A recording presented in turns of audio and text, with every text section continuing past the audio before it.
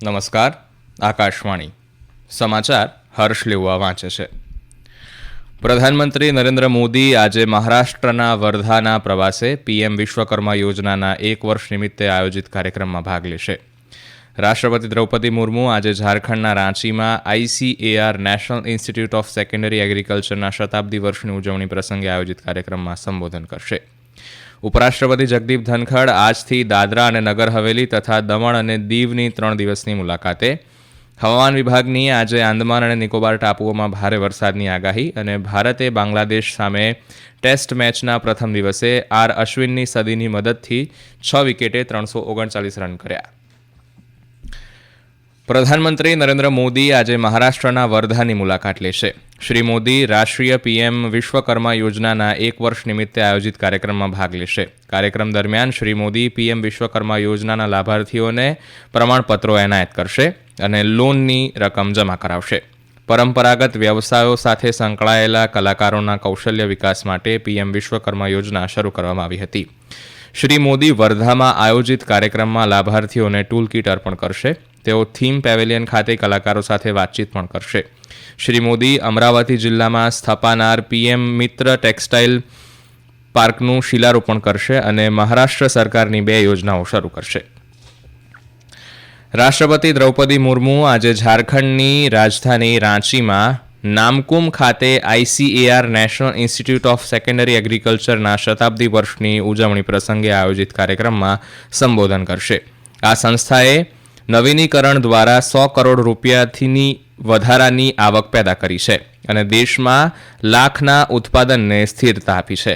આ પ્રસંગે રાષ્ટ્રપતિ સંસ્થાના વૈજ્ઞાનિકો સાથે વાતચીત કરશે. સંસ્થાએ છેલ્લા 100 વર્ષમાં લાખની વૈજ્ઞાનિક ખેતી દ્વારા અનેક ખેડૂતોને મદદ કરી છે. ખાસ કરીને ઝારખંડ, છત્તીસગઢ, મધ્યપ્રદેશ, ઓડિશા, મહારાષ્ટ્ર અને પશ્ચિમ બંગાળના વંચિત જિલ્લાઓમાં રહેતા 10 લાખ આદિવાસી અને ગરીબ ખેડૂત પરિવારોને તેનો ફાયદો થયો છે. ઉપરાષ્ટ્રપતિ જગદીપ ધનખડ આજથી દાદરા અને નગર હવેલી તથા દમણ અને દીવની 3 દિવસની મુલાકાતે આવશે. કેન્દ્ર શાસિત પ્રદેશની તેમની આ પ્રથમ મુલાકાત છે. આ દરમિયાન શ્રી ધનખડ અનેક માળખાકીય અને વિકાસ યોજનાઓની મુલાકાત લેશે અને ઉદ્ઘાટન કરશે. આવતીકાલે દમણના જામપોરમાં પક્ષીગૃહનું ઉદ્ઘાટન કરશે. તેઓ આરોગ્ય અને સુખાકારી કેન્દ્ર, સરકારી એન્જિનિયરિંગ કોલેજ અને રીંગણવાડા પંચાયત અને જંપરીન ખાતે રીંગણવાડા શાળાની પણ મુલાકાત લેશે. તેઓ આવતીકાલે સિલવાસામાં Namo institute of medical education and રિસર્ચની મુલાકાત લેશે. આ ઉપરાંત તેઓ દીવમાં સ્થાનિક પંચાયતો અને નગરપાલિકાના ચૂંટાયેલા પ્રતિનિધિઓને મળશે. આ ઉપરાંત શ્રી ધનખડ ખુખરી, વેસલ અને દીવ કિલ્લા સહિત મુખ્ય શાળાઓની મુલાકાત લેશે. પ્રધાનમંત્રી નરેન્દ્ર મોદી આવતીકાલથી અમેરિકાના 3 દિવસના પ્રવાસે જશે. ગઈકાલે નવી દિલ્હીમાં માધ્યમોને સંબોધતા વિદેશ સચિવ વિક્રમ મિશ્રીએ જણાવ્યું હતું કે પ્રધાનમંત્રી અનેક દ્વિપક્ષીય અને બહુપક્ષીય પાસાઓ પર ચર્ચા કરશે. પ્રધાનમંત્રી આવતીકાલે ક્વાડ નેતાઓના 4થા સંમેલનમાં ભાગ લેશે. સંમેલનથી અલગ તેઓ અનેક નેતાઓ સાથે દ્વિપક્ષીય બેઠકો પણ કરશે. શ્રી મિશ્રીએ કહ્યું કે પ્રધાનમંત્રી રવિવારે અમેરિકામાં વસતા વિશાળ ભારતીય સમુદાય સાથે વાતચીત કરશે. તેઓ સોમવારે ન્યૂયોર્કમાં સંયુક્ત રાષ્ટ્ર મહાસભામાં શિખર સંમેલનને સંબોધિત કરશે.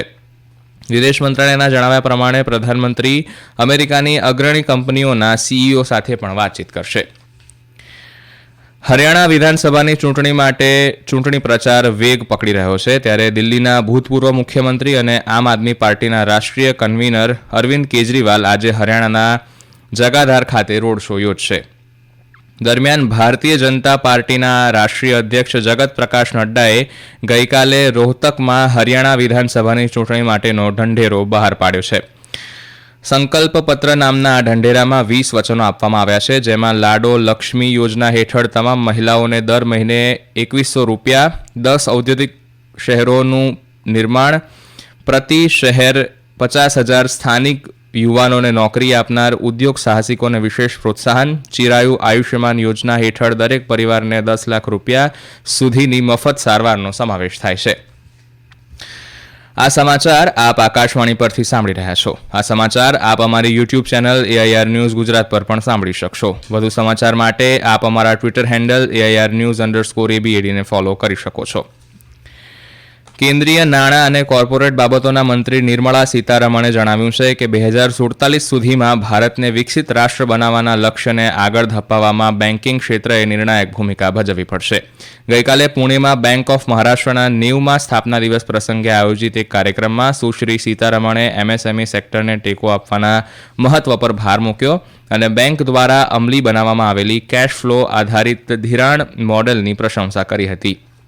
તેમણે માળખાકીય સુવિધાઓ માટે ભંડોળ, ઔપચારિક બેન્કિંગ સેવાઓ વધુ સુગમ બનાવવા અને તમામ નાગરિકો માટે વ્યાપક વીમા કવરેજની ખાતરી કરવાની જરૂરિયાત પર ભાર મૂક્યો હતો. લોકસભા સાંસદ જગદંબિકા પાલની અધ્યક્ષતા હેઠળ વકફ સુધારા ખરડો 2024 માટેની સંયુક્ત સમિતિની બેઠક ગઈકાલે નવી દિલ્હી ખાતે યોજાઈ હતી.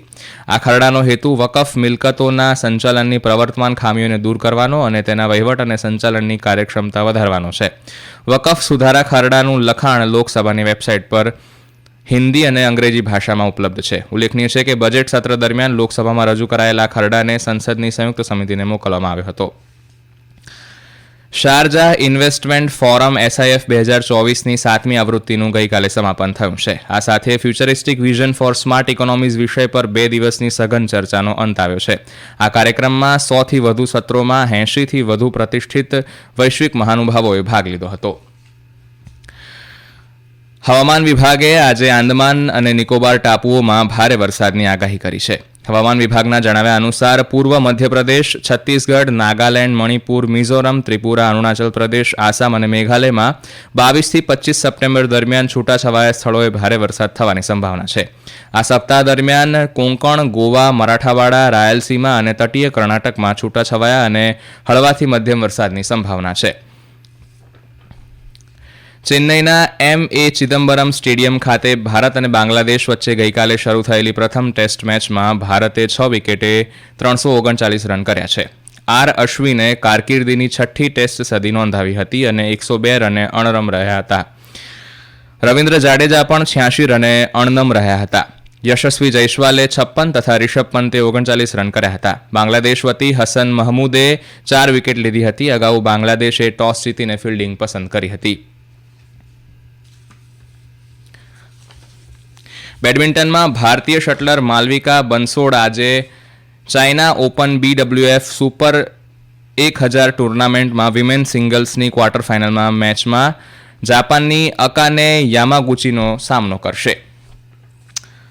અને હવે આજના અખબારોના મુખ્ય સમાચાર રજૂ કરે છે મારા સહયોગી અનિલ પટેલ. તિરુપતિ મંદિરમાં પ્રસાદમાં અપાતા લાડુમાં પશુની ચરબી અને માછલીનું તેલ હોવાના આંધ્રપ્રદેશના મુખ્યમંત્રી ચંદ્રબાબુ નાયડુના આક્ષેપ અંગેના સમાચારને તમામ ગુજરાતી દૈનિકોએ પ્રથમ પાને હેડલાઇન બનાવી છે. સંદેશનું શીર્ષક છે, હે ભગવાન, તિરુપતિ મંદિરના પ્રસાદમાં પ્રાણીજ ચરબી, બીફ ટેલોની NDDBની પુષ્ટિ. ફૂલછાપ લખે છે, તિરુપતિ મંદિરના લાડુમાં ઘીના બદલે પશુની ચરબી. પન્નુની હત્યાના કાવતરા કેસમાં અમેરિકન કોર્ટનું ભારત સરકાર અને અજીત ડોભાલને સમન્સ. આ સમાચારને નવગુજરાત સમય, દિવ્ય ભાસ્કર, સંદેશ અને ટાઈમ્સ ઓફ ઇન્ડિયાએ પ્રથમ પાને સ્થાન આપ્યું છે. કેનેડાએ સ્ટડી પરમિટની સંખ્યામાં ઘટાડો કર્યો હોવાના સમાચાર ગુજરાત સમાચાર, સંદેશ અને નવગુજરાત સમયે પ્રકાશિત કર્યા છે. રાજ્યમાં 2021માં રેકોર્ડ બ્રેક 7,25,000 લોકોના મૃત્યુ.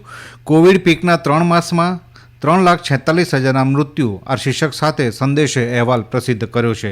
અને ઇન્ડિયન એક્સપ્રેસ અને રાજસ્થાન પત્રિકાએ પ્રથમ પાને પ્રધાનમંત્રી નરેન્દ્ર મોદીએ જમ્મુ કાશ્મીરમાં યોજેલા રોડ શોની તસવીર પ્રકાશિત કરી છે.